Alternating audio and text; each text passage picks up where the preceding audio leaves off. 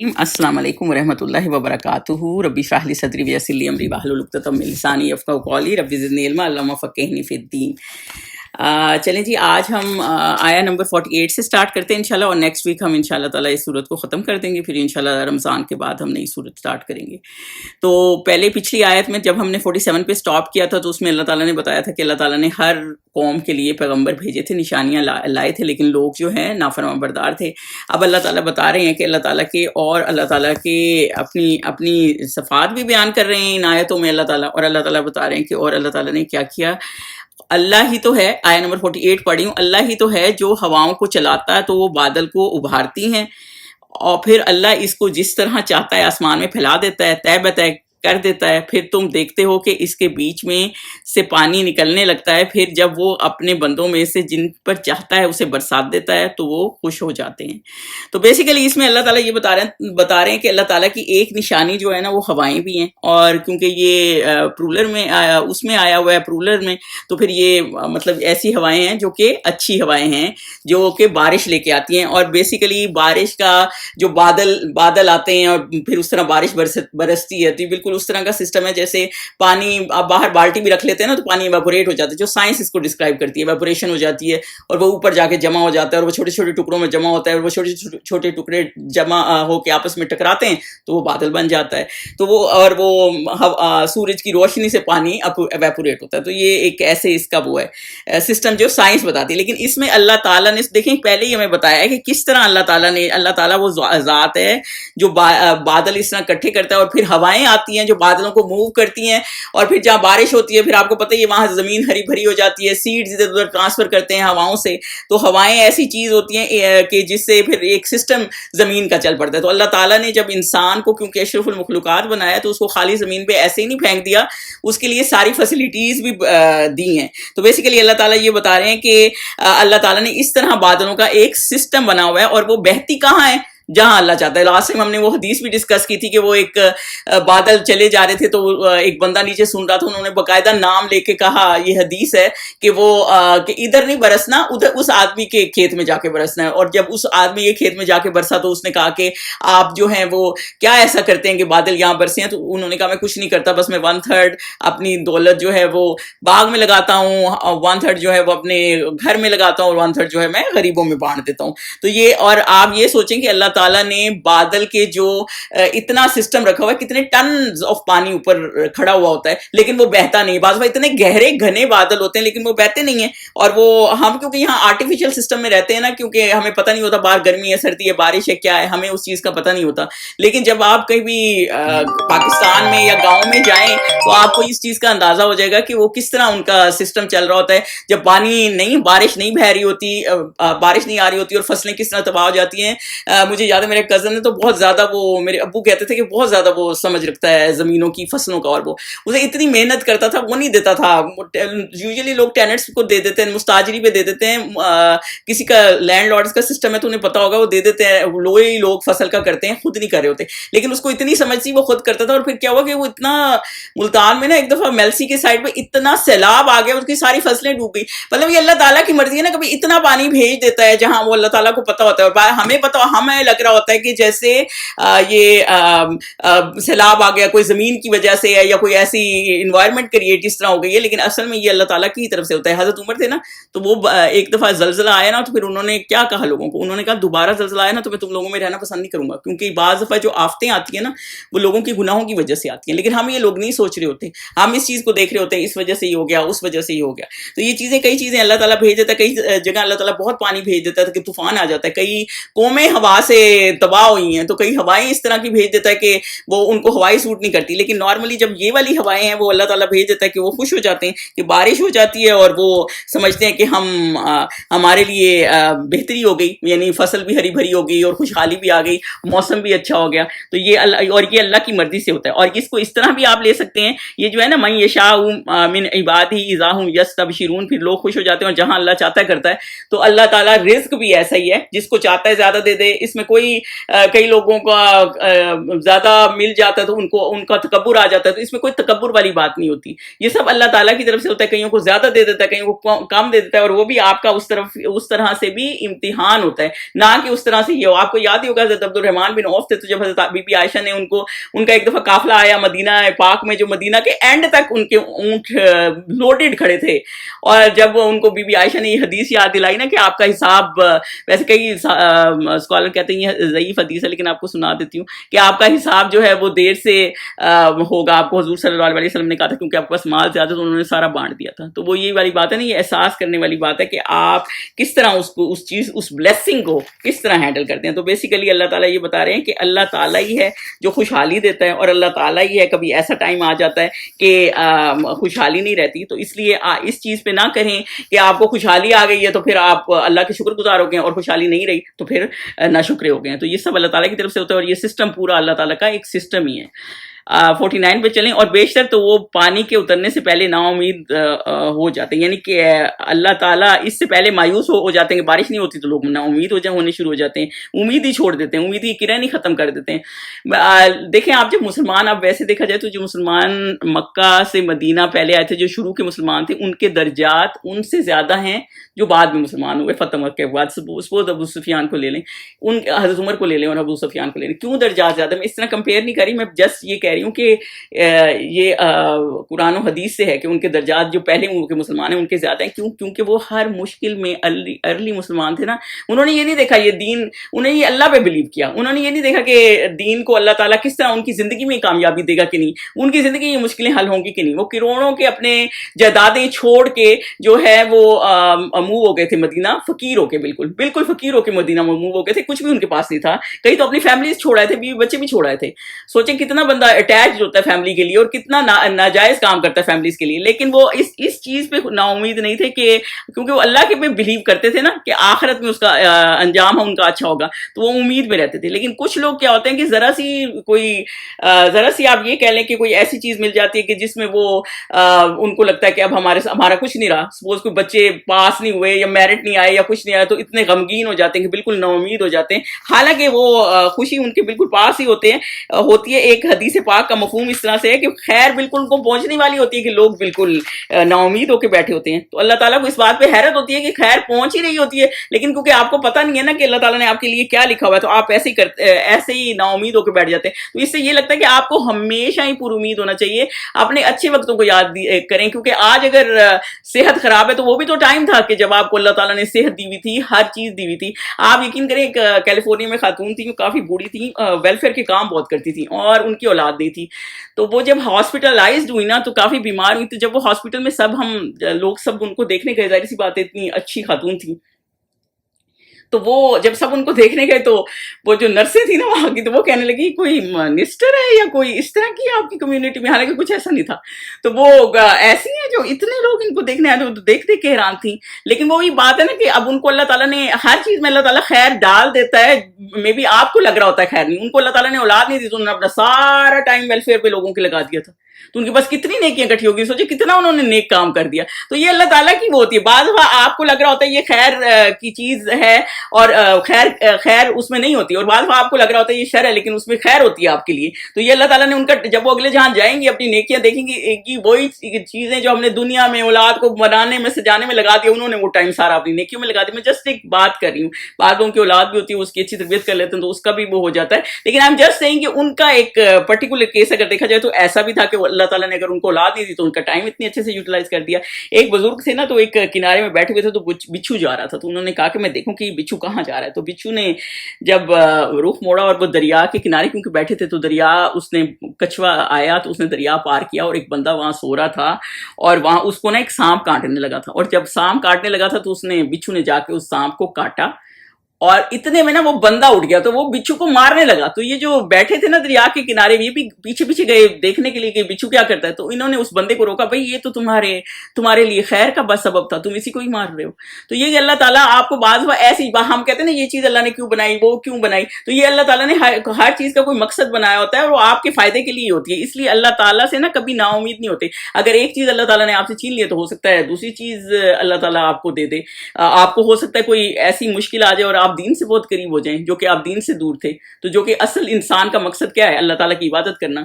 اور آیا نمبر 50 پہ چلیں جی. تو اللہ تعالیٰ کہتے ہیں تو اسے دیکھنے والے اللہ کی رحمت کی نشانیوں کی طرف دیکھ کر وہ کس طرح زمین کو اس کے مرنے کے بعد زندہ کرتا ہے. اب یہ اللہ تعالیٰ اپنی نشانیاں بتا رہے ہیں کہ اللہ تعالیٰ کیسے زمین کو زندہ کرتا ہے.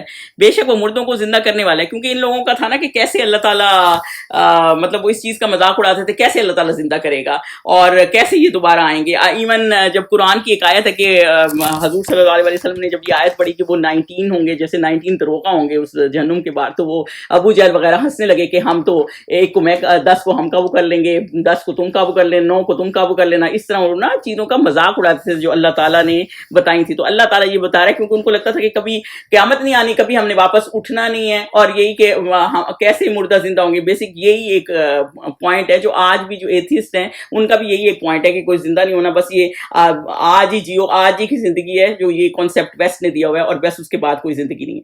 تو زندہ تو دیکھیں اللہ تعالیٰ چاہے تو آپ کو مردہ زندہ کر کے دکھا سکتا ہے, اللہ تعالیٰ چاہے تو ہمارے بڑے جو فوت ہوئے ہمیں ہمارے سامنے کر دے, لیکن اللہ تعالیٰ یہ دکھاتا نہیں ہے کیونکہ عام بندے کی یہ وہ نہیں ہے کہ وہ دیکھ سکے.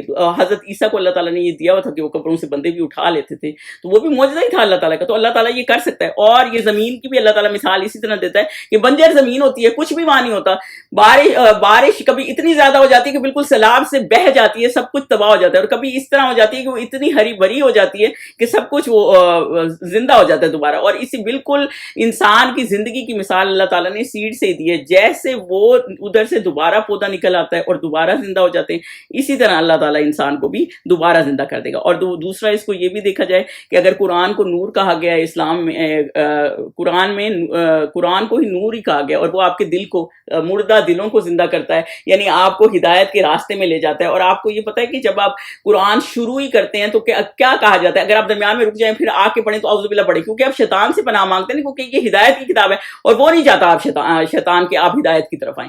اور کسی چیز پہ آپ اعوذ باللہ سے سٹارٹ نہیں کرتے, ہمیشہ بسم اللہ پڑھتے ہیں. آپ یہاں قرآن مجید پڑھتے ہیں نا, اعوذ باللہ من الشیطان الرجیم پڑھتے ہیں کہ شیطان سے پناہ مانگتے ہیں, کیونکہ آپ کے دل میں یہ گھر کر جائے, کیونکہ قرآن ایسا ہے وہ آپ کو سمجھانے کے لیے کتاب بنائی ہوئی ہے نا. تو اللہ تعالیٰ جو ہے ہر چیز پہ قادر ہے, اور جو اللہ تعالیٰ اس چیز پہ وہ رکھتا ہے, اس کھلے دل سے پڑھتا ہے اور قرآن کو سمجھنے کے لیے پڑھتا ہے. ورنہ آپ کھولیں گے نا یوٹیوب کے چینل, کئی ایسے لوگ ہوں گے, ایون مسلمان ہوں گے جو کجیاں کریں گے. کل میں ایک ٹک ٹاک دیکھ رہی تھی, ایک عورت فرانس میں کسی عورت کو انٹرویو دے رہی تھی, برقعے والی عورت تھی, اور وہ اس کو یہ سمجھا رہی تھی کہ میں برقع اپنی مرضی سے کرتی ہوں, مجھے کوئی زبردستی نہیں ہے, میری مرضی ہے, اور میں مطلب ہماری اسلامک ٹیچنگز ہیں اور اس طرح کرتے ہیں. اور وہ اس طرح اس کو لے رہی تھی جیسے کہ یہ تو فن والی بات ہے نا, جیسے آپ نے نہیں سمجھنا ہوتا نا, جب آپ کے دل پہ پردے پڑے ہوتے ہیں تو مردہ دل ہوئے ہوتے ہیں, پھر آپ کو صحیح بات ہے, وہ کافی لاجک سے بات کر رہی تھی لیکن اس کو سمجھ نہیں آ رہی تھی. اس کا خیال تھا کہ یہ مطلب اوپریسڈ ہے, یہ ہے, وہ ہے. لیکن اب دیکھا جائے تو کتنا آپ یہ سوچیں, اسلامک لاز کے مذاق اڑاتے ہیں, اور جتنے اسلامک لاز بہترین ہے نا اتنا آپ کا کنٹرول بھی بہترین ہے.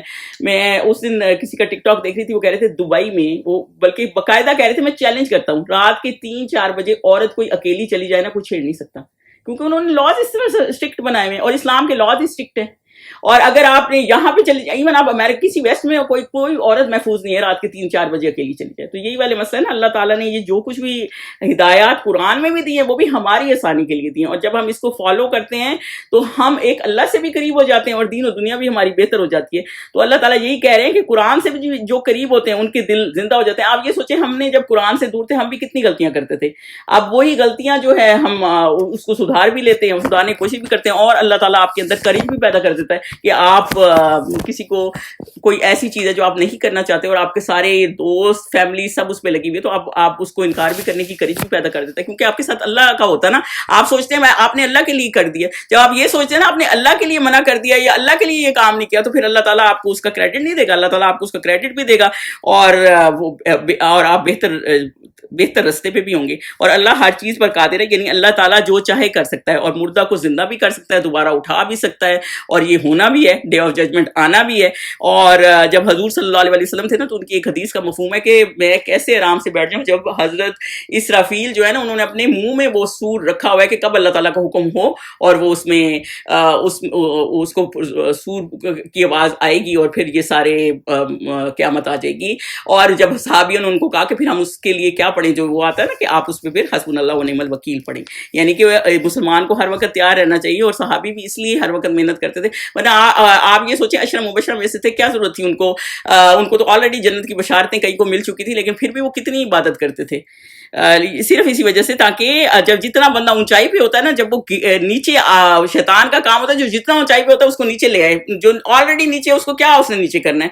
تو یہی والا مسئلہ ہے کہ وہ محنت کرتے تھے تاکہ آگے جڑے رہیں اور اوپر بہتر سے بہتر جائیں، کیونکہ جنات میں بھی درجے ہیں اور ہر کوئی کوشش کرتا ہے کہ بہتر سے بہتر ہے. اور ہمارے مسلمانوں کا یہ طریقہ ہے کہ نہیں جی ایک پھیرا لگا بھی آئیں گے جہنم کا تو کیا ہے، آپ کو پتا ہے ایک پھیرا بھی جہنم کا کتنا مشکل میں ہوگا، وہ بندہ کتنی مشکل میں ہوگا.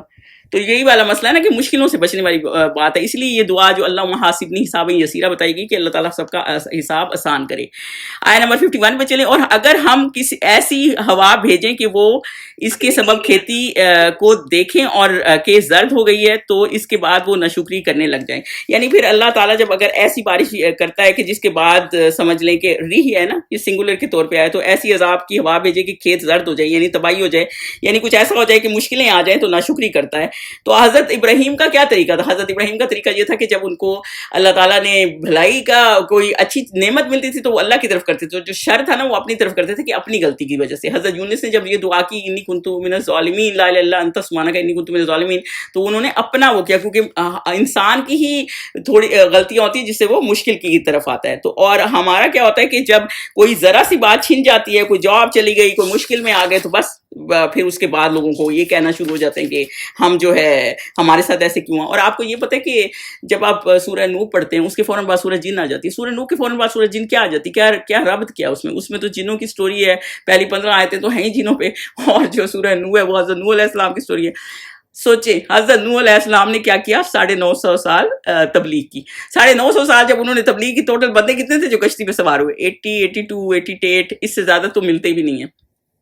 تو سوچیں 950 سال میں، سوچیں 12 سال میں ایک بندہ مسلمان ہوا ہوگا.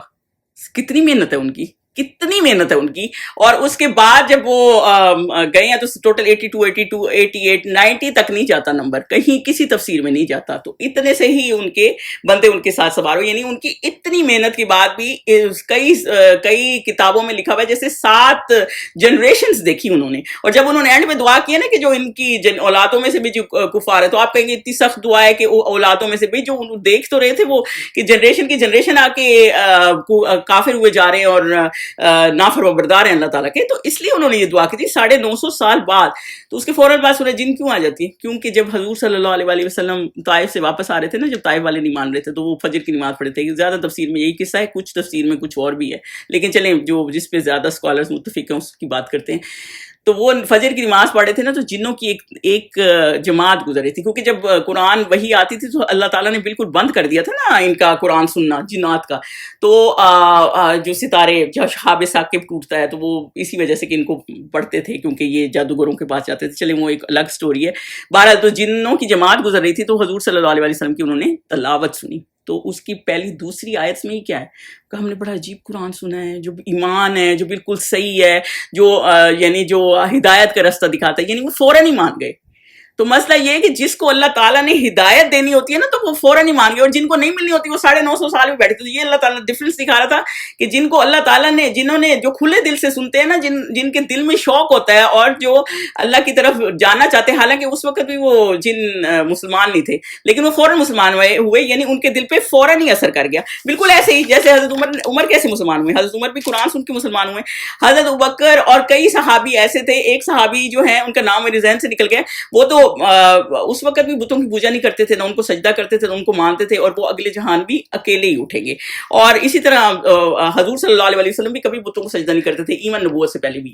تو کئیوں کے نا دل میں ویسے ہی خیر ہوتی ہے کیونکہ وہ خیر جان سکتے ہیں. تو وہ پھر کبھی بھی نقصان بھی ہو تو کبھی ناشکری نہیں کرتے. وہ ان کو پتا ہوتا ہے خیر اور بھلائی جو ہے، بھلائی اور شر، جو برائی ہے، جو بھی پہنچی ہے، جو بھی مصیبت ہے، اس کا اصحاب اس کے لیے لفظ اس لیے یوز ہوتا ہے کہ بالکل جو مصیبت آپ کے گھر میں آنی تھی نا وہ آپ کو ہی آئے گی، کہیں نہیں جائے گی، یعنی نشانے پہ تیر جا لگے گا.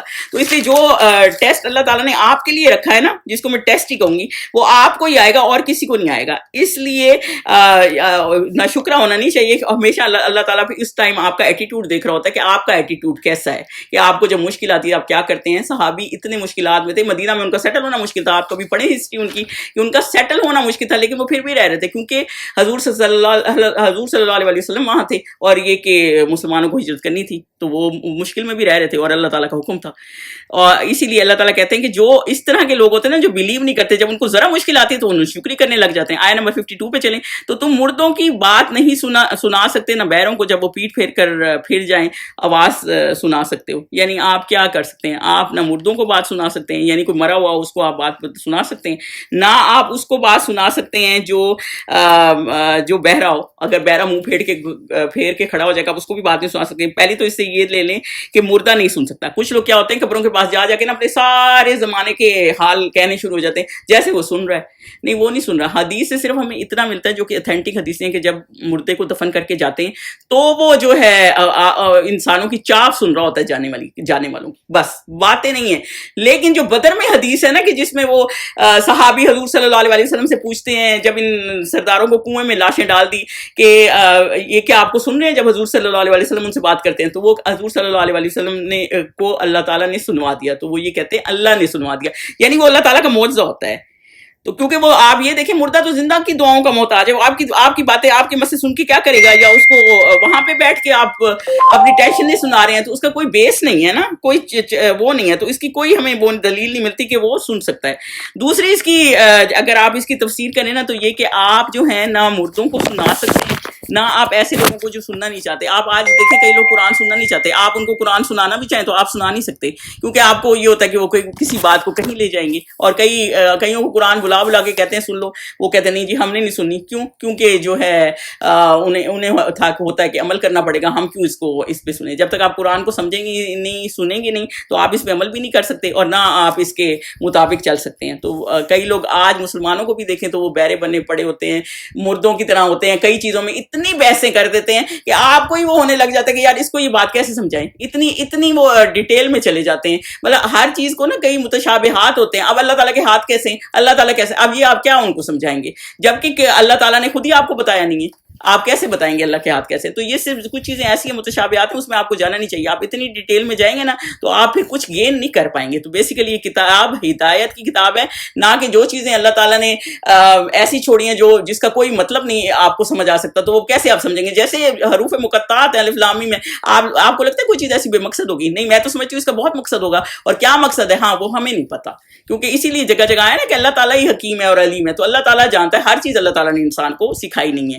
اور اگلی آیت ہے اور نہ اندھوں کو ان کی گمراہی سے نکال کر راہ راست پر لا سکتے ہو. یعنی خود قریش مکہ کو دیکھا جائے تو نبی پاک بیچ میں ہیں, معجزات بھی ہیں حضور صلی اللہ علیہ وسلم کے. کئی چاند والا معجزہ ہے جو انہیں شک کمر والا ہے, لیکن وہ پھر بھی جنہوں نے نہیں ماننا ہوتا وہ نہیں مانتے. جو ولید بن مغیرہ تھا, جو خالد بن ولید کا والد تھا, آپ یقین کریں باقاعدہ اس کی آیتیں آئی ہیں قرآن میں. یعنی کہ وہ قرآن جب سننے بیٹھا, حضور صلی اللہ علیہ وسلم ایک محفل میں قرآن پڑھے تھے, وہ قرآن سننے بیٹھا تو اس کو لگا یہ تو شاعری نہیں ہے اور نہ یہ جادو ہے, یہ واقعی زمین کا کلام نہیں ہے. اور کافروں کو جب پتہ چلا کہ ولید بن مغیرہ کا دماغ تھوڑا اسلام کی طرف ڈائیورٹ ہو رہا ہے تو انہوں نے سوچا یہ اتنا امیر آدمی تھا. سوچیں اس کی تفسیر میں کیا لکھا ہوا ہے کہ 1 کروڑ دینار جو ہے اس کی ماہانہ آمدنی تھی. سوچیں اس وقت دینار کی کتنی ویلیو تھی. اتنا امیر آدمی تھا اور بیٹے اللہ تعالیٰ نے اس کو بے شمار دیے ہوئے تھے. اور وہ تھے باقاعدہ قرآن میں آئے تھے کہ اس کے ساتھ ہی رہتے تھے. نارملی ہوتا ہے نا کہ اولاد ادھر ادھر بکھر جاتی ہے کمانے کے لیے پڑھنے کے لیے, اس کے ساتھ ہی رہتے تھے. اور یعنی اس کی اسٹرینتھ تھے جو اس زمانے میں سمجھا جاتا تھا. اور جب اس کو جا کے ابو جہل نے کہا کہ تم ان کے ساتھ مل گئے ہو اور اس طرح کے تمہارے لیے ہم چندہ جمع کرتے ہیں اگر تمہیں پیسوں کی ضرورت ہے, تو پھر اس کو ایسے جوش دلایا اور اس نے کہا نہیں یہ تو ان کو جادوگری کہہ دیتے ہیں, جادوگری ہیں. اور وہ مطلب سمجھ لیں بال مسلمان ہوتے ہوئے رہ گیا صرف ان لوگوں کی خاطر. تو اندھوں میں سے ہی ہو گیا نا, سب دیکھ بھی رہا ہے اور سن بھی لیا اس نے اور دیکھ بھی لیا اور سوچے رائے راست میں نہیں آ سکا. اگلی آیت میں آگے کیا, اور نہ اندھوں کو ان کی گمراہی سے نکال کر رائے راست پر لا سکتے ہو, تو تم تو انہی لوگوں کو سنا سکتے ہو جو ہماری آیتوں پر ایمان لاتے ہیں, سو وہی فرما بردار ہیں. تو اللہ تعالیٰ یہ کہہ رہے ہیں آپ انہی کو لا سکتے ہیں جو ہماری آیتوں پہ ایمان لاتے ہیں اور وہی لوگ فرما بردار ہیں, یعنی جن کے دل جھکے ہوئے ہیں, جو سمیعنا و اطعنا ہے, وہ پھر یہ نہیں پوچھتے کہ ایسا کیوں ہوا ویسا کیوں ہوا. حضرت ابو بکر جب باہر پڑھ رہے ہوتے تھے نا اپنے حجرے میں سے باہر جو ان کا برآمدہ سا تھا اس میں قرآن کی تلاوت کرتے تھے نا، جب وہ واپس آئے تھے مکہ تو ان کو پھر کسی کی نے ان کی وہ اس زمانے میں ٹرائب وہ آپ کو سپورٹ کرتے تھے نا، کسی نے ان کی سپورٹ کر دی، تو جب لوگ اکٹھے ہو گئے اور قرآن سننے لگے تو پھر ان کو اس سے ہی منع کر دیا کہ آپ یہ نہ کریں، تو پھر انہوں نے کہا مجھے ایسی سپورٹ نہیں چاہیے. لیکن آپ یہ سوچیں اتنا تو قرآن میں اثر تھا کہ لوگ ان کو منع کرنے لگ گئے کہ آپ باہر نہ پڑھیں، کیونکہ لوگوں کو تھا کہ قرآن سنیں گے تو ان پہ اثر نہ ہو جائے. ولید بن مغیرہ کا بھی ابو جہل وغیرہ کو ڈر اس لیے لگا کہ انہیں لگا کہ یہ لوگ سننے لگ جائیں گے اور لوگ اس پہ اثر کریں گے. تو بیسیکلی اگر اوپن آئی سے اوپن اس پہ چلے نا تو آپ انسان کو لاجواب کرتے ہیں. آپ اگر ذاکر نائک سنتے ہیں نا، نہیں سنتے تو کبھی سن ہی لیا کریں. جب وہ کرسچنس اور اسپیشلی جب کرسچن اسکالرز بیٹھے ہوتے ہیں نا یا ہندو اسکالرز، اتنا لاجواب کیونکہ اس کا نالج بہت وائڈ ہے نا، ہمارا تو اتنا واسٹ نالج نہیں ہے لیکن اس کا اتنا واسٹ نالج ہے. اگر وہ اتنا بے مثال قرآن کی آیتوں سے اتنا زیادہ قائل کر دیتے ہیں، واقعی میں وہ لاجواب ہو جاتے ہیں، اکثر وہ لاجواب ہو جاتے ہیں. تو یہی والا مسئلہ ہے نا، جب آپ کو نالج ہوگا، آپ علم حاصل کریں گے نا تو آپ سمجھنا چاہیں گے تو سمجھ جائیں گے. کئی وہ ایک اسکالر کا کیا بتا رہے تھے، کرسچن اسکالر آیا ذاکر نائک کی بتا رہے تھے، تو جب 1.5 گھنٹے کا ان کا سیشن تھا، آدھا گھنٹہ ہوا تو وہ کہنے لگا بس اب میں تو ابھی ٹائم رہ گیا، مطلب اس کو تھا کہ اب بس ختم کرو، مجھے مزید بحث نہیں کرنی. ظاہر بات ہے آپ کو مزید کیسے بحث کریں گے جب آپ کے پاس کوئی دلیل ہی نہیں ہے، شرک کی کوئی دلیل ہی نہیں ہے تو آپ کیسے بحث کریں گے. تو یہی مانتا ہے کہ سب کچھ دیکھ کے بھی آپ اندھے ہوئے ہو رہے ہیں اور سن رہے ہیں. آج کل تو میڈیا اتنا تیز ہے کہ ہر چیز کی خبر ہے، اور ہم اپنے بچے ہی نہیں سنبھال پا رہے کیونکہ ہم نے ان کو خود دین کو کمزور کیا ہوا ہے. میں فرحت ہاشمی کا سن رہی تھی تو وہ پتہ کیا کہہ رہی تھی، وہ کہہ رہی تھی آپ نے نیک بننا ہے، بچوں کو آپ نے بچوں کو نیک کرنا ہے، آپ چاہتے ہیں نیک اولاد ہو. ظاہر ہے ہر کوئی چاہتا ہے، کوئی نہیں چاہتا اولاد نیک لاؤ، خود کو نیک کریں. تو جب آپ خود کو نیک کریں گے نا تو بچے آٹومیٹکلی نیک ہو جائیں گے. تو اللہ تعالیٰ بھی آپ کی مدد کرتا ہے. آپ خود وہ کر نہیں رہے ہوتے اور ہم نے بچوں کو ڈنڈے مارنے ہوتے، تم نے حافظ بن جانا ہے، تم نے یہ. اسلام میں اللہ تعالیٰ نے یہ نہیں پوچھنا تم نے اپنے بچے کو حافظ بنایا کہ نہیں بنایا. ہاں اللہ تعالیٰ نے یہ ضرور پوچھنا ہے کہ تم نے اس کو وہ تعلیمات دی ہیں کہ جس پہ وہ اسلام کے مطابق چلے. اصل چیز وہ تعلیمات ہیں. اصل چیز یہ نہیں ہے کہ آپ نے کتنا رٹ لیا یا کیا کر لیا، اصل چیز یہ ہے. تو ہم اصل چیز سے ڈیویٹ ہوئے ہوتے ہیں اور ان چیزوں کے پیچھے پڑے ہوئے ہوتے ہیں. تو بیسیکلی اللہ تعالیٰ بالکل ہمارا آج مسلمانوں کا بھی یہی بات ہے، سب کو سن کے اندھے بہرے بنے ہوتے ہیں. ہم سن بھی لیتے ہیں اور پھر ایسے ہوتے ہیں کہ جیسے ہم نے سنا نہیں. جہنم کا ذکر نہ کریں. اور تفسیر میں کیا آتا ہے، جہنم ہی ہے جو آپ کو جہنم کی یاد اور موت کی جو یاد ہے، اور جہنم جو ہے نا آپ کو یاد دلاتی ہے اور اللہ سے قریب کرتی ہے. ظاہری بات ہے پھر آپ کے دل میں ڈر بیٹھتا ہے اور آپ اللہ کے قریب ہوتے ہیں. اور یہاں کریں تو وہ کہتے ہیں کہ جی آپ نے اتنی ڈرنے والی آیتیں سنا دی، آپ نے یہ کر دیا. مطلب جو قرآن میں یہ بار بار آیتیں آئی اس لیے کہ تاکہ آپ وقت ضائع نہ کریں. ٹائم تھوڑا ہے، بندے کے پاس کتنا سا ٹائم ہو جاتا ہے. 60-70 سال سے زیادہ زندگی نہیں ہوتی اور آگے آیت آ بھی رہی ہے کہ کتنا ٹائم آپ نے گزارا ہے. آپ کو لگے گا آپ نے کچھ بھی نہیں کیا اور آپ نے پھر اتنی اس میں نقصان اپنا کر لیا، اور کوئی بھی نہیں چاہے گا کہ اپنا نقصان کر لے. تو بیسیکلی اللہ تعالیٰ یہ کہہ رہے ہیں جو اندھے ہیں دیکھ کے بھی نہیں مانتے ان کو بھی آپ سنا نہیں سکتے، اور جو اللہ تعالیٰ کی آیتیں مانتے ہیں، جو حق کو جانتے ہیں، وہ اس پہ ایمان لاتے ہیں. آپ یہ سوچیں حضرت بلال پہ اتنا ظلم کیا اس آدمی نے. ایک حبشی مضبوط آدمی تھے حضرت بلال، تو چاہتے تو 2 تھپڑ لگا دیتے، مار تو ویسے ہی رہا، تھوڑا اور ہی مار لیتا، کیا فرق پڑتا، کتنا ہی اور مار لیتا وہ ان کو. لیکن انہوں نے یہ نہیں کیا کیونکہ اجازت نہیں تھی نا مکہ میں کہ مسلمان آپ بدلہ لیں. تو انہوں نے یہ نہیں کیا کیونکہ وہ اللہ کی آیتوں پر ایمان لاتے تھے نا، اور وہ فرمانبردار تھے، مسلمون تھے، پراپر سمینا و اطانا والے مسلمان تھے. پراپر انہوں نے اپنے آپ کو اللہ کے آگے سبمٹ کیا ہوا تھا. آیت نمبر 54 پہ چلیں. اللہ ہی تو ہے جس نے تم کو ابتدا میں کمزور حالت میں پیدا کیا، پھر کمزوری کے بعد طاقت عنایت کی، پھر طاقت کے بعد کمزوری، اور پھر اور بڑھاپا دیا. وہ جو چاہتا ہے پیدا کرتا ہے، اور وہ صاحب دانش اور صاحب قدرت ہے. تو بیسیکلی اس میں اللہ تعالیٰ نے 2 سٹیٹس کمزوری کی دی ہیں اور 1 سٹیٹ قوت کی دی ہے. تو 2 سٹیٹ کمزوری کی ہیں. ایک تو یہ جس طرح انسان کو اللہ تعالیٰ نے پیدا کیا ہے، ضعف پہلی تو وہ ہے. تو جو کمزوری کی سٹیٹ ہے نا اس میں یہی کہ آپ ادھر سے لے لیں چلے، جب سے بچہ پیدا ہوا ہے تو نہ وہ اٹھ سکتا ہے، نہ مڑ سکتا ہے، نہ وہ جو ہے کہیں جا سکتا ہے، نہ وہ کچھ کھا سکتا ہے، نہ کچھ مانگ سکتا ہے، نہ پی سکتا ہے. ہر چیز میں وہ ڈیپینڈنٹ ہے. اتنا کمزور ہوتا ہے بچہ. وہ اللہ تعالیٰ نے پھر اس کے لیے ماں کا یا کسی کا انتظام کیا ہوتا ہے جو اس کو سنبھالتی ہے اور سارا کچھ کرتی ہے. اور پھر قوت کیا ہوتی ہے؟ قوت جب آپ کو جوانی پیک پہ ہوتی ہے، یعنی یہ صرف 40 سال تک ہی ہے. اتنا نہ سمجھیں کہ 60-70 سال کی آنٹیاں اپنے آپ کو بہت ہی وہ سمجھ رہی لیے ہوتی ہے. صرف یہ 40-41 تک ہی آپ کی قوت کا بہترین ٹائم ہوتا ہے جب آپ کے پاس اللہ تعالیٰ نے پوری طاقت دی ہوتی ہے اور آپ اپنی طاقت کو اچھی طرح یوز کر لیں. یہ اللہ تعالیٰ آپ کو آزما رہا ہوتا ہے. وہ صرف آپ کو اللہ تعالیٰ نے ایک ہی ٹائم دیا ہوتا ہے. اس کے بعد پھر دافع یعنی کہ پھر آپ کا ایک بڑھاپے کا ٹائم آ جاتا ہے. اور وہ بڑھاپے کا ٹائم کیسا ہے؟ وہ بڑھاپے کا ٹائم ایسا ہو جاتا ہے کہ جیسے بالکل آپ ویک ہو جاتے ہیں. پھر وہی والے مسئلہ ہوتا ہے کہ ہر چیز کے لیے آپ دیکھ لیں, اپنے بڑوں کو دیکھ لیں, اپنے ماں باپ کو دیکھ لیں, ہر چیز کے لیے ان کو اب ڈرائیو کرنے بھی آپ کو لے جانا پڑتا ہے. نمازیں بھی وہ اس طرح نہیں پڑھ سکتے, راتوں کو زیادہ دیر جاگ بھی نہیں سکتے, دوائیاں کھا رہے ہوتے ہیں, سو رہے ہوتے ہیں. ایون ان کی بدائی چلی جاتی ہے, چھریاں آپ جتنے بوٹاکس کرا لیں, میک اپ کر لیں, وہ جو ایج ہے مطلب you can never beat the edge, تو وہ آپ کی نظر آ ہی رہی ہوتی ہے, بلکہ آپ ویئرڈ ہی لگ رہے ہوتے ہیں. لیکن ایج آپ کی سامنے آ جاتی ہے. اور یہ کہ یہ ایک دن کا معاملہ نہیں ہے, اور اللہ تعالیٰ نے یہ پروسیس پورا انسان کا بنایا ہے کہ اس طرح یہ پروسیس انسان کا چلتا ہے. کسی بھی بزرگ کو دیکھ لیں اور آپ کو نظر آ جائے گا. آپ سوچیں میں جب نئی آئی, میں 23 سال کی تھی, میری شادی ہوئی, میں یہ نئی آئی تو میں ایک بس اسٹاپ پہ بیٹھی ہوئی تھی. میں ساجد کے اسکول میں پڑھتے تھے, میں ایک بس اسٹاپ بیٹھی تھی, میرے ساتھ ایک 70 ایئرس کی عورت ہوگی, آ کے بیٹھ گئی ہوگی, 75 کی ہوگی. تو نا میرا تو اس سے کوئی بات ہی نہیں کر رہی تھی, میں نے تو کوئی بات ہی نہیں کی اس سے. اور ایک دم اس نے مجھے نا اپنی ایک تصویر دکھانی شروع کر دی, اور بالکل اس کی جوانی کی تصویر تھی, اور اتنی خوبصورت عورت تھی وہ, جیسے یہ گوریاں ہوتی ہیں اوپر سے کپڑے اس طرح کے پہنتی ہیں, آپ خود سوچیں. تو وہ اور اب ایسی تھی بالکل جیسے چھوٹی سی, اور عجیب سا اس کی حالات ہوئے تھے, پورا فیس اس کا جھریوں سے بھرا ہوا تھا. تو میں وہ یہ مجھے پھر اس نے پتہ کیا کہنا شروع کر دیا کہ میں پہلے ایسی تھی. مطلب وہ پتہ نہیں کیوں وہ مجھے بتانا چاہ رہی تھی کہ میں پہلے ایسی تھی, مطلب میں پہلے تمہاری جیسی تھی.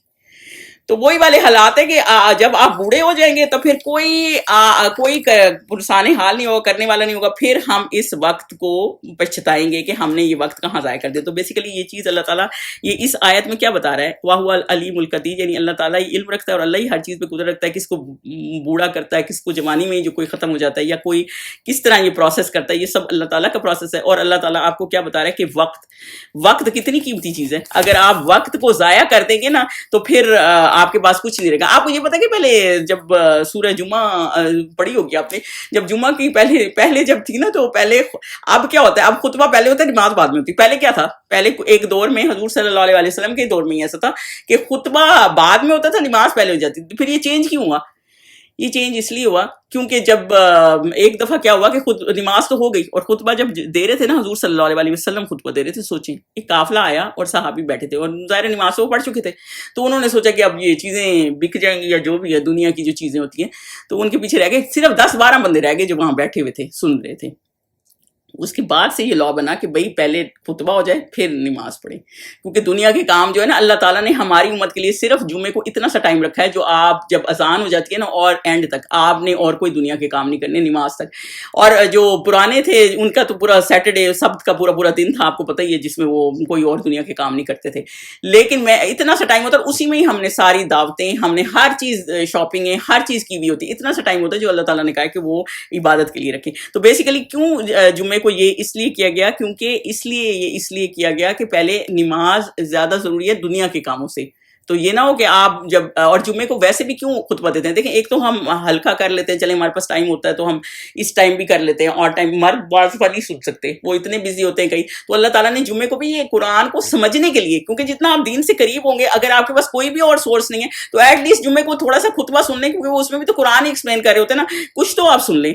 تو یہ اس لیے دیا جاتا ہے. دوسری بات یہ ہے کہ اللہ تعالیٰ نے اس میں ہمیں کیا بتایا, ہمیں یہ بتایا اللہ تعالیٰ نے کہ زندگی میں تھوڑا سا ہی ٹائم ہے جو گزر جاتا ہے. پھر اب آپ اپنا بچپن سوچیں, تھوڑا ہی عرصہ تھا پہلے ہم چھوٹے تھے اور ہماری شادیاں ہوئی ہیں, اور اب بچے جوان ہیں, اب ان کی شادیوں کا ٹائم ہے. تو یہی والا مسئلہ ہے نا کہ اللہ تعالیٰ یہ بتا رہے ہیں کہ تھوڑا سا زندگی کا ٹائم ہے, اس کو اچھے سے گزار لو, پھر یہ ٹائم گزر جائے گا, پھر آپ کسی قابل نہیں رہیں گے. پھر آپ چاہیں گے بھی کہ اب ہم نمازیں پڑھیں یا ہم عبادتیں کریں یا نیکی کا کام کریں, نہ اس کا وہ اجر ہے جو جوانی کی عبادت کا ہے, نہ وہ آپ وہ کر سکیں گے, کیونکہ آپ کے اوپر آپ کے بچے سر پہ سوار ہو جائیں گے, اور کیونکہ آپ اس وقت کنٹرول میں اتنے نہیں رہتے, کیونکہ آپ خود کسی کے کنٹرول میں آ جاتے ہیں, جیسے کہ بچہ کسی کے کنٹرول میں ہوتا ہے تو بوڑھا بندہ بھی کسی کے کنٹرول میں آ جاتا ہے. پہلے تو جوانی میں تو آپ کو اللہ تعالیٰ ایک ٹائم ایسا دیتا ہے کہ آپ کا ہی سارا کنٹرول ہوتا ہے. تو اس وقت اگر آپ صحیح فیصلے کر لیں گے, صحیح طرف چل پڑیں گے, تو آپ اپنی زندگی بھی دنیا میں بنا لیں گے اور آخرت بھی بنا لیں گے.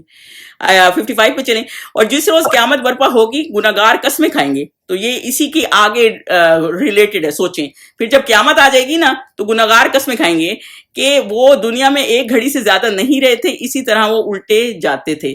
تو اس کو جو یہ اللہ تعالیٰ نے کہا ہے نا کہ جب قیامت برپا ہو جائے گی تو اس دن گناہگار قسمیں کھائیں گے، یعنی کہ جب ڈے آف ججمنٹ آ جائے گا نا تو وہ کہیں گے کہ ہم کتنا رہے، ہم ایک گھڑی رہے یا تھوڑا سا رہے، مطلب کچھ کہیں گے کہ آدھا دن رہے اور تھوڑے سے ہی رہے. یہ سورہ کہف میں بھی ہم نے پڑھا ہے. تو جو گناہگار یہ کہیں گے کیونکہ ہم تو زیادہ دیر رہے نہیں. اور ایون سورہ یاسین میں جب ہم نے پڑھا ہے کہ وہ کہیں گے کہ ہم تو قبروں سے ہمیں کیوں اٹھا دیا، یعنی ان قبر کا بھی عذاب ہے لیکن وہ بھی بہتر لگے گا ان کو ڈے آف ججمنٹ کی، اتنی مشکلات ہوں گی.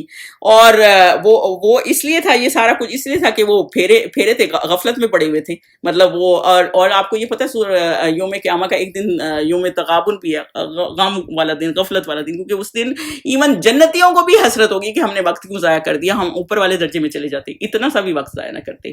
تو بیسیکلی اصل چیز کیا ہے؟ اصل چیز یہ ہے کہ ایمان کو اپنے سیدھا رکھیں، اور ایمان اور عمل یہ سارا ایک ایسی چیز ہے جو آپ کو بہتری کی طرف لے جائے گی. اور اگر آپ عمال اور علم نہیں حاصل کریں گے نا تو آپ کا عمل بھی صحیح نہیں ہوگا. ابھی آج شب برات ہے، وہ ہے 15 شعبان ہے، تو لوگوں کو یہ کہ شب برات ہے جو وہ ہے. بھئی آپ نے ہر مہینے اس کی کوئی جتنی بھی احادیث ہے نا جو شب برات کی رات جاگیں گے، تھوڑا سا آپ کو اس لیے بتا رہی ہوں کیونکہ کسی نے مجھ سے پوچھا ہے. تو شب برات کا جو یہ تھوڑا سا یہ جو ہے نا کوئی اس کی حدیث ہے نا جتنی بھی ہیں ساری ضعیف ہیں. پہلی بات آپ کو یہ بتا دوں. دوسری بات یہ ہے جو روزے رکھے ہیں آپ نے 13 14 15 کے، جو سنت ہے ہر مہینے جو حضور صلی اللہ علیہ وسلم رکھتے تھے وہ 13 14 15 کے تھے، وہ سنت تھے، تو وہ آپ نے رکھنے نہیں ہے. کوئی بھی رات کسی بھی دن کی رمضان کے علاوہ یا اس طرح کی بات شب قدر کی وہ علیحدہ بات ہے، اس کے علاوہ کوئی رات ایسی نہیں تھی جو حضور صلی اللہ علیہ وسلم اسپیشل کسی کی عبادت کی ہو. ایون لوگ کئی جمعرات کی رات کو زیادہ وہ کرتے تھے کہ جمعے کی رات ہے، اس دن بھی کوئی ایسا نہیں کیا. مطلب جو ویسے وہ کرتے تھے کریں، ویسے آپ سو نفل پڑھ لیں، کسی بھی رات پڑھ لیں، اس کو اسی طرح ہی ٹیک کیا ہے. یہ کچھ چیزیں ایسی ہیں اور آپ کہیں گے یہ تو نیکی والی بدعت ہے، لیکن نیکی کی طرف لے جا رہی ہے. نہیں، کوئی بھی چیز جو سنت سے ہٹ کے ہے نا وہ صحیح نہیں ہے. تو اس کی کوئی بھی سنت اور کوئی بھی دلیل نہیں ہے. کوشش کریں کہ جب اگر آپ کو لگتا ہے نا کہ کوئی سنت نہیں، کوئی بھی نہیں ہے، جو چیز اللہ اور اللہ کے رسول نے نہیں کی نا، اگر آپ وہ نہیں کریں گے نا، اور اگر ہے بھی اور آپ نہیں کریں گے تو آپ کو اس کا پھر بھی بہت اجر مل جائے گا. تو بیسیکلی ہمیں سیدھا اس طرح چلنا ہے کہ ہم نے اللہ اور اللہ، ہر کنفیوژن دور کیا کرتا ہے وہ اللہ اور اللہ کے رسول کی کوئی ریفرنس ہو. اگر ریفرنس نہیں ہے نا تو پھر آپ اس چیز کو چھوڑ دیں. یہ آپ کے لیے بھی بہتر ہے اور آپ کے بچوں کے لیے بہتر ہے. میں تو اپنے بچوں کو بھی یہی سکھاتی ہوں، اگر کوئی حدیث ہے تو صحیح ہے، اور اگر قرآن میں ہے تو صحیح ہے، نہیں مل رہی تو چھوڑ دو اس چیز کو، جو کہ ایک صحیح بات ہے. تو بیسیکلی اس دن گناہگار بھی یہ کہیں گے ایک گھڑی رہے. باقاعدہ قرآن میں کہ وہ افسوس کریں گے جن کو دائیں لیفٹ ہینڈ میں کتابیں ملیں گی نا، تو وہ باقاعدہ افسوس کریں گے، کتابیں لینا ہی نہیں چاہیں گے، پھر بھی ان کو کتاب دے دی جائے گی کہ انہوں نے اب کس طرح وہ فیس کریں اس چیز کو. 56 پہ چلیں. اور جن لوگوں کو علم اور ایمان دیا گیا تھا وہ کہیں گے کہ اللہ کی کتاب کے مطابق تم قیامت تک رہے ہو. اب جن لوگوں کو علم دیا گیا تھا، کن لوگوں کو علم دیا گیا تھا؟ علم دیا گیا تھا جو نبی ہیں، جو شہداء ہیں، جو صالحین ہیں، جو نیک لوگ ہیں، ان ساروں کو علم دیا گیا تھا. فرشتوں کو علم دیا گیا تھا. ان میں سے کوئی نیک بندے کہیں گے کہ جو اللہ کی کتاب کے مطابق تم قیامت تک رہے ہو، اور یہ قیامت ہی کا دن ہے لیکن تم کو اس کا یقین ہی نہیں تھا. یہ وہی دن ہے جس کا تمہیں یقین نہیں تھا، یہ وہی دن آ گیا ہے. آپ یقین نہیں کریں گے. قرآن میں کیا ہے کہ اس دن بندہ کیا کہے گا؟ میں اپنے بیٹے کو ڈال دوں، یا بیوی کا باقاعدہ صاحبہ کا نام دیا ہوا، یعنی جو اچھی بیوی، ایسی نہیں جو زوج کا نہیں لفظ یوز ہوا، یعنی کہ قرآن میں آیت ہے کہ اس کو بھی میں ڈال دوں اور میں بچ جاؤں. اور آج کیا ہے، کوئی ابھی بندہ غصہ ہے نا اور میری اولاد کھڑی ہو، میں کہوں گی مجھے مار دو، میری اولاد کو چھوڑ دو. آج یہ معاملہ ہے. لیکن آپ یہ سوچیں قیامت کے دن کتنی سختی ہوگی. قیامت کے دن اتنی سختی ہوگی کہ اس دن بندہ کہے گا کہ اپنی اولاد کو یوم البعث ہے نا، یعنی کہ جس کو مرضی آپ اس کو جھٹلاتے تھے قیامت کے دن کو، اور جب آپ کو کیونکہ اس چیز کا یقین نہیں تھا، لیکن اب آپ جو بھی کر لیں یہ وہی دن ہے جس کا آپ کو یقین نہیں تھا. اب آپ کا کچھ کوئی چیز آپ کی ہونے والی نہیں ہے، نہ آپ کی کوئی توبہ قبول ہونے والی ہے، نہ آپ کے کوئی اعمال قبول ہونے والے ہیں. تو بیسیکلی اس ساری اس میں اللہ تعالیٰ نے یہ بتایا ہے کہ آپ کا نہ کوئی دوست آپ کا رہے گا اس دن، نہ آپ کا کوئی مددگار ہوگا اس دن. تو جب اور جس چیز کا یہ انکار کرتے تھے، لیکن صرف علم والے جو علم والے ہوتے ہیں نا، ان کو اس چیز کا یقین ہوتا ہے کہ اللہ تعالیٰ نے ہمارا حساب لینا ہے اور ہمیں ہر چیز کا حساب دینا ہے، اسی لیے وہ کوشش بھی کر رہے ہوتے ہیں. اور آپ کو کیا لگتا ہے جو کوشش نہیں کر رہے وہ اور جو کوشش کر رہے وہ سارے ایک جیسے ہیں؟ جو ڈیلیون میں پڑے ہوئے نا کہ ڈے آف ججمنٹ ہے ہی نہیں. میں اس دن وہ جو شاعر لوگ بڑے فین ہوں گے اس کے، جاوید اختر کے، وہ جو اس دن کیا انٹرویو میں کیا کہہ رہا تھا کہ جی میں تو مانتا نہیں ہوں ڈے آف ججمنٹ کو، کسی نے دوبارہ اٹھنا نہیں ہے، کسی نے وہ ہونا نہیں ہے. بیسیکلی وہ تھیس ہو چکا ہے. تو کسی نے اٹھنا نہیں, کیونکہ میں سوچتا ہوں. بیسیکلی تم سوچتے ہی نہیں ہو.